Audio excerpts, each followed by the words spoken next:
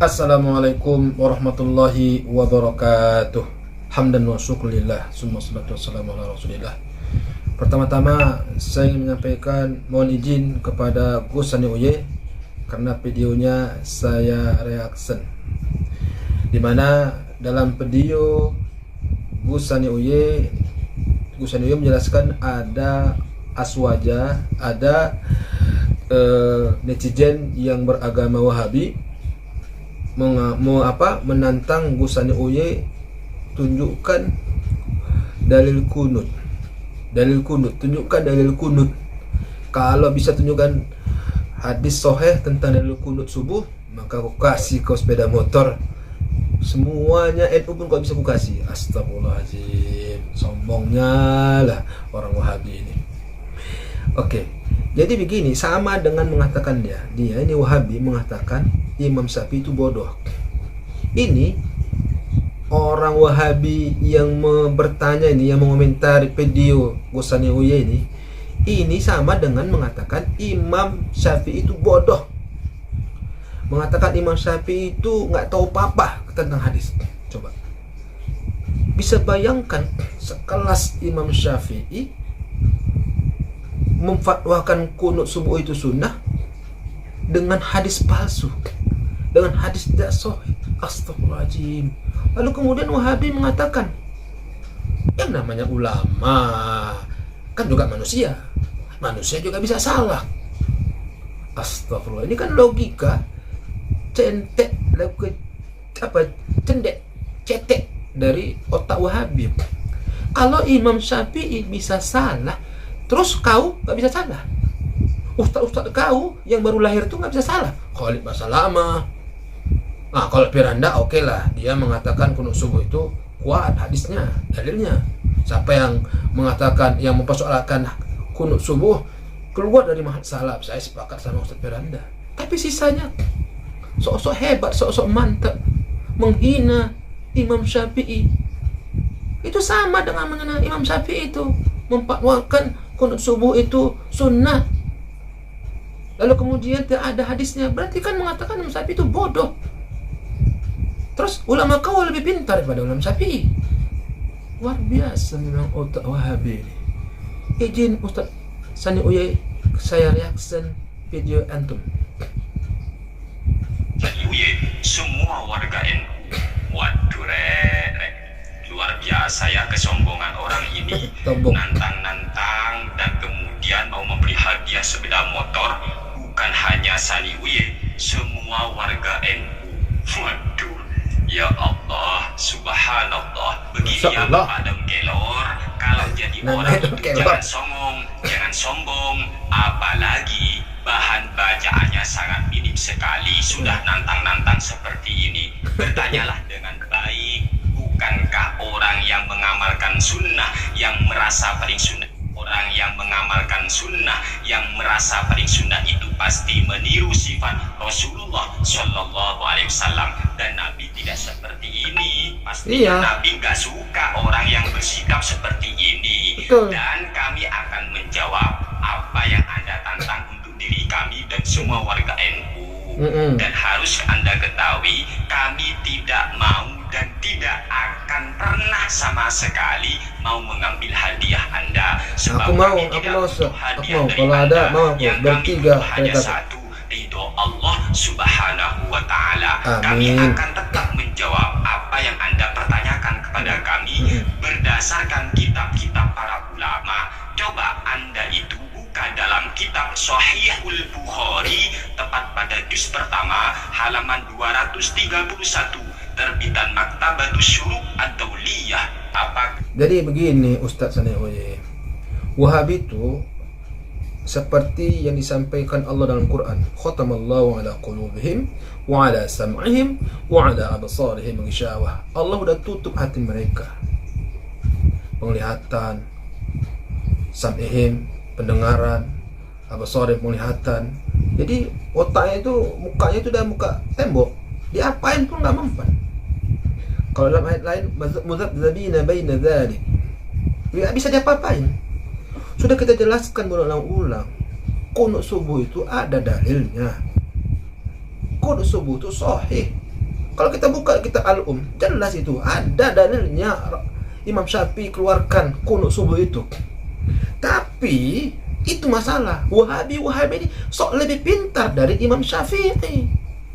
Seperti Yazid Jawas yang udah meninggal itu, sok merasa lebih pintar dari Imam Syafi'i. Oh, Imam Syafi'i kan manusia bisa salah. Terus kalau Imam Syafi'i bisa salah, kau nggak bisa salah rupanya. Ulama kau nggak bisa salah. Imam Syafi'i aja yang boleh salah. Yang bisa salah ulama kau. Kayak Ustaz Anis Oye menjelaskan sejelas-jelasnya, ini hadis sahih Bukhari, banyak ada hadis sahih. Nggak mempan itu sama Wahabi. Nggak percuma, nggak ada itu. Membal. Karena yang betul tuh dia, kita salah. Yang betul tuh dia, kita salah. Itulah yang ada paradigma doktrin yang ada di otak Wahabi itu dan bayi-bayi Wahabi. Doktrinnya yang betul itu dia, yang kita salah, kita yang salah. Al-Sunnah wal Jamaah. Kita buka kawan hadisnya, kita jelaskan ini hadisnya, ini nomor hadisnya, ini terjemahannya, ini maknanya. Nggak mempan tuh Ustaz Sanioye, nggak mempan. Memang tugas kita memang berdakwah, tapi saya skeptis dengan Wahabi. Saya ragu, karena memang begitu Wahabi itu. Doktrin yang diberikan kepada Wahabi dinilai benar, kita salah. Wahabi yang benar, kita salah. Maka apapun alasannya, mau hadis sesuai apapun, bahkan Al-Quran yang kita kasih dalilnya kepada Wahabi, mereka menolaknya. Karena mereka yang punya dalil, mereka yang benar. Itulah masalah Wahabi ini, merasa benar sendiri. Itu aja masalah Wahabi. Maka sampai sekarang saya menolak dakwah Wahabi. Kenapa? Merasa benar sendiri, orang lain salah. Kitab Sahih Al-Bukhari masih kamu bilang hadisnya lemah atau hadis maudhu atau palsu. Allahu a'lam, itu urusan Anda sendiri. Yang jelas kami akan bacakan di sini riwayat daripada Imam Al-Bukhari dalam kitabnya Sahihul Bukhari pada juz pertama halaman 231 terbitan Maktabatus Syuruk Ad-Dauliyah, nomor hadis 1001. Haddatsana Musaddadun qala haddatsana Hammad bin Zaidin an Ayyub an Muhammadin qala su'ila Anasun aqanatan Nabiyyu sallallahu alaihi wasallam fi subhi qala na'am. Menceritakan kepada kami Musaddad, beliau berkata, menceritakan kepada kami Hammad bin Zaid dari Ayyub dari Muhammad, beliau berkata, sahabat Anas pernah ditanya, apakah Nabi Muhammad sallallahu alaihi wasallam itu kunut pada waktu sholat subuh? Jawaban sahabat Anas, qala na'am, iya, Nabi membaca doa kunut pada waktu sholat subuh. Ini bukan kata saya, tetapi kata Imam Al-Bukhari. Kami hanya sekedar membacakan saja. Diterima iya, gak diterima no problem. Itu urusan Anda kelak di akhirat dengan Allah Subhanahu wa ta'ala. Masih kurang. Jadi Ustaz Sanioye, mereka kalau masalah hadis yang percaya cuma sama Albani. Kalau yang mengatakan Albani sahih, mereka yakin. Kalau yang mengatakan Albani tidak sahih, lemah, mereka yakin. Karena Al-Wahabi hanya yakin kepada Albani. Padahal Albani itu adalah ulama hadis kontemporer. Pertanyaan saya kepada para Wahabi, berapa ratus ribu hafalan Syekh Albani tentang hadis? Ada yang berani jawab? Coba jawablah. Ada berapa ribu hadis? Apakah Albani bergelar Al-Hafiz? 100.000 hadis apa luar kepala? Mudah-mudahan lah ya. Tapi pertanyaannya, mana lebih alim? Syekh Albani atau Syekh atau Imam Muslim atau Imam Al-Bukhari? Kalau ditanya Wahabi ya pasti lebih alim Syekh Albani masalah hadis daripada Imam Al-Bukhari. Kalau itu ditanya pasti yang lebih alim Al-Wahabi mengatakan Albani lebih alim daripada Al-Bukhari. Buktinya mereka memegang hadis dari Albani bukan dari Al-Bukhari. Begitu Sanioye. Makanya jadi masalah Wahabi ini.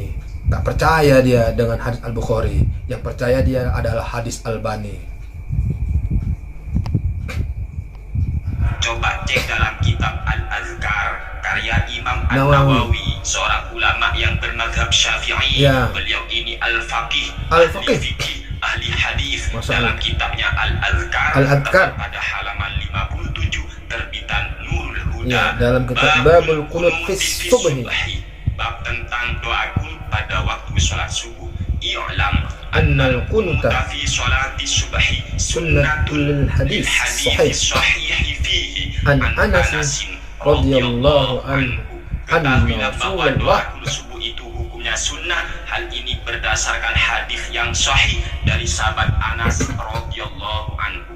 Anna Rasulullah sallallahu alaihi wasallam lam yazal hatta faraqat dunya. Sungguh Nabi Muhammad utusan Allah Subhanahu wa taala, Rasulullah sallallahu alaihi wasallam itu lam yazal selalu senantiasa Nabi selalu membaca doa qunut hatta faraqat dunya, hingga beliau wafat atau meninggalkan dunia. Rawahul Hakim Abu Abdillah fi Kitabil Arba'ina wa qala haditsun sahihun. Hadis ini diriwayatkan oleh Imam Al-Hakim atau Imam Abu Abdillah.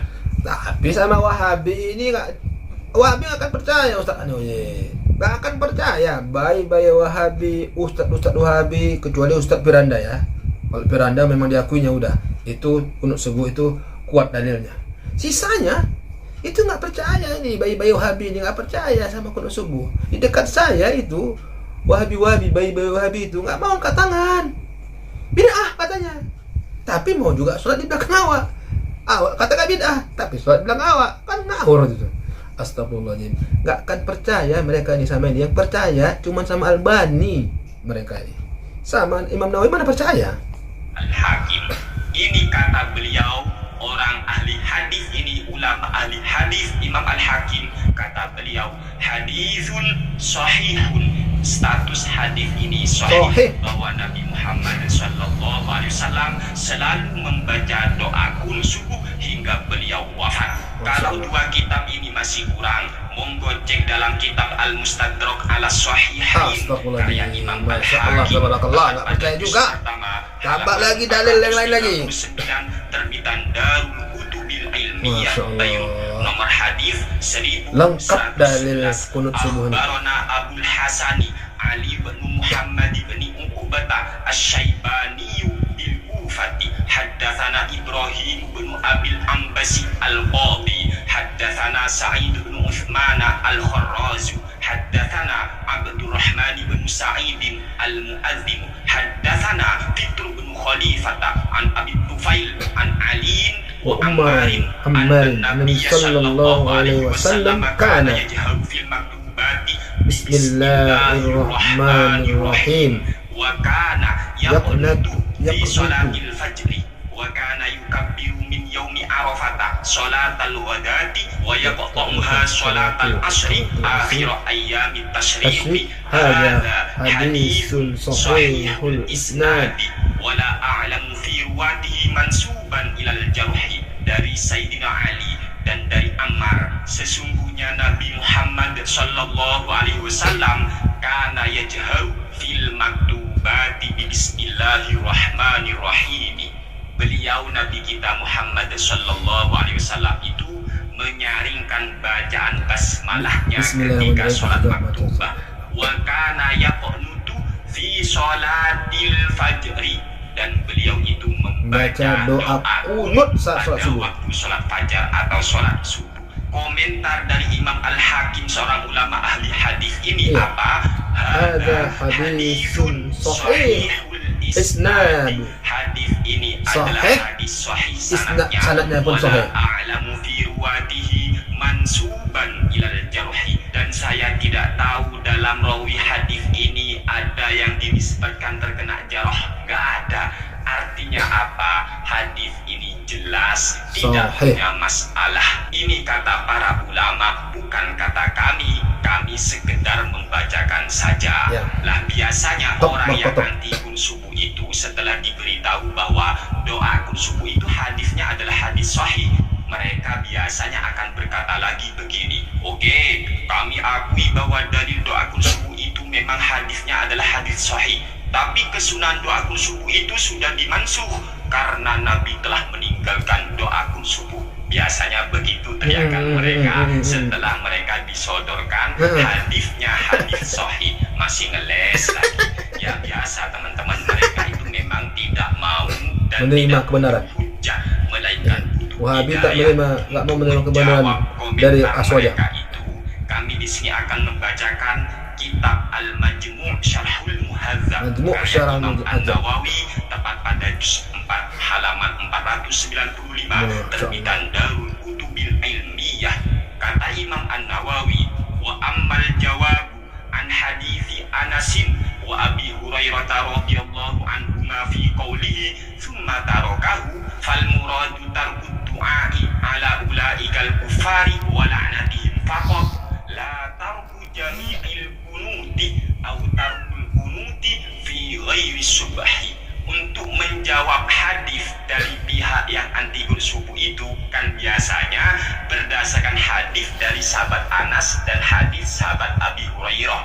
Maka jawaban untuk hadis ini kata Imam An-Nawawi fi qouli tsumma tarakahu, kemudian Nabi meninggalkan doa kunut, maka kata Imam An-Nawawi menjawab hadis ini fal muradu tarku du'ai ala ulaikal kufari wa la'natihim faqat, yang dimaksud adalah meninggalkan doa celaka untuk orang kafir dan meninggalkan melaknat orang kafir di saat doa kunut. Biasanya Nabi itu dulu ketika membaca doa kunut teman-teman, beliau melaknat orang-orang kafir. Lah yang dimaksud sumatarokahu kemudian Nabi meninggalkannya, maksudnya meninggalkan mendoakan celaka atau laknat untuk orang kafir, bukan latarku jami'il kunuti, bukan meninggalkan semua bacaan doa kunut, enggak seperti itu. Autarkul kunuti fi ghairi subhi, atau maksud daripada sumatarokahu kemudian Nabi meninggalkannya, maksudnya kata Imam An-Nawawi, Nabi meninggalkan doa kunut di selain sholat subuh, karena memang ada riwayat-riwayat Nabi kadang doa kunut pada waktu sholat maghrib kayak ini dan itu. Itu kata Imam An-Nawawi, itu yang ditinggalkan, bukan doa kunut pada waktu sholat subuh. Wa hadza ta'wilu muta'ayyanun. Lah takwil seperti ini, pemahaman hadis seperti ini harus, tentu ini sudah harus begitu cara memahami hadisnya, kata Imam An-Nawawi. Mengapa begitu? Li'anna haditha Anasin fi qawlihi lam yazal yaqnutu fi subhi hatta faraqat dunya sahihun sharihun jelas, sahih, jelas. Karena hadis dari sahabat Anas ketika beliau berkata Nabi selalu membaca doa subuh hingga beliau wafat, sahihun sharihun, hadis ini sangat sahih, sudah jelas sekali, sehingga fayajibul jam'u bainahuma, maka wajib hadis ini dikompromikan. Nabi selalu membaca doa subuh hingga beliau wafat. Apabila Nabi Muhammad sallallahu alaihi wasallam selalu membaca doa subuh hingga beliau wafat, otomatis apabila ada hadis yang menjelaskan Nabi kemudian meninggalkannya, lah meninggalkannya nyanya ini maksudnya tidak lagi mendoakan laknat untuk orang kafir.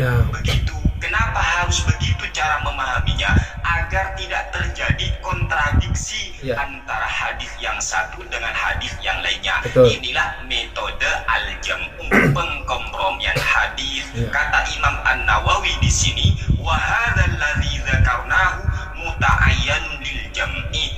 Apa yang telah kami jelaskan itu menunjukkan harus terjadi pengkompromian antara hadis. Wa qad rawa al-Baihaqi bi isnadihi an Abdurrahman ibni Mahdi al-Imami annahu qala innama tarakal la'na. Sungguh Imam Al-Baihaqi meriwayatkan hadis dengan sanadnya dari Abdurrahman bin Mahdi al-Imam bahwa beliau itu meninggalkan laknat. Lah ini tidak melaknat lagi dalam doa kunutnya. Makanya yang dimaksud meninggalkannya maksudnya meninggalkan melaknat orang kafir. Wa yuwaddihu hadza ta'wila riwayatu Abi Hurairah as-sabiqatu wa hiya qawluhu tsumma tarakat du'a alahum. Dan yang menjelaskan menjelaskan pentakwilan seperti ini adalah hadis yang telah diriwayatkan oleh sahabat Abu Hurairah yang sudah berlalu, yaitu beliau berkata, "Summa tarokat du'a lahum." Kemudian Nabi tidak lagi atau meninggalkan mendoakan mereka. Wal jawabu an hadisi Sa'd bin Tharib anna riwayat alladzina asbatul qunuta ma'ahum ziyadatu ilmin wa hum aktsaru fawajaba taqdimuhum. Dan untuk menjawab hadis dari Sa'd bin Tharib, apa hadis dari Sa'd bin Tharib ini? Yaitu beliau ini bertanya kepada ayahnya tentang doa subuh. Ternyata kata ayahnya hal itu adalah hal baru muhdas. Lah untuk menjawab riwayat hadis itu, kata Imam An-Nawawi di sini ternyata anna riwayat alladzina asbatul qunuta ma'ahum ziyadatu ilmin wa hum aktsaru fawajaba taqdimuhum. Riwayat para ulama ataupun para rawi yang menyatakan Nabi membaca doa subuh itu ma'ahum ziyadatu ilmin, beliau semuanya itu ada tambahan pengetahuan. Artinya apa? Kalau dari riwayat Sa'd bin Tharib ini ketidaktahuan bahwa Nabi itu membaca doa kunut, sedangkan ulama yang menyatakan Nabi membaca doa kunut itu pengetahuan. Ya tentunya orang yang tahu harus didahulukan, apalagi wahum aktsaru, mereka lebih banyak yang menyatakan Nabi membaca doa kunut, fawajabah taqdimuhum, maka wajib kita mendahulukan riwayat yang menetapkan bahwa Nabi membaca doa kunut subuh. Wa an hadits Ibnu Mas'udin annahu dhaifun jiddan. Sedangkan untuk menjawab hadis dari sahabat Ibnu Mas'ud yang katanya sahabat Ibnu Mas'ud itu berkata, maqonata Rasulullah sallallahu alaihi wasallam fi syai'in min sholatihi. Rasulullah sallallahu alaihi wasallam itu tidak pernah membaca doa kunut dalam setiap sholatnya. Lah hadis ini ternyata jawaban Imam An-Nawawi annahu dhaifun jiddan. Hadisnya dhaif banget, dhaif BGT. Li annahu min riwayati Muhammad bin Jabirin as-Sahmi wa huwa syadidu dha'fi matrukun. Dan hadisnya ternyata dari jalur riwayat Muhammad bin Jabir as-Sahmi. Muhammad bin Jabir as-Sahmi ini ternyata syadidu dha'fi, sangat lemah, matrukun, bahkan hadisnya dibuang, ditinggalkan. Wali annahu nafiyun wa hadithu Anasin isbatun faquddima li ziyadatil ilmi. Apalagi hadis dari sahabat Ibnu Mas'ud tadi yang lemah itu menunjukkan nafi, artinya mentiadakan Nabi membaca doa kunut. Sementara hadis dari sahabat Anas isbatun, yaitu penetapan bahwa Nabi membaca doa kunut, sehingga faquddima isbat yang menetapkan, yang mengatakan ada itu harus didahulukan daripada yang mengatakan tidak ada. Kenapa? Li ziyadatil ilmi, karena ada kelebihan ilmu. Contoh teman-teman, kalau ada orang ditanya, apakah Anda tahu bahwa si A punya mobil? Lalu dia jawab, saya tidak tahu.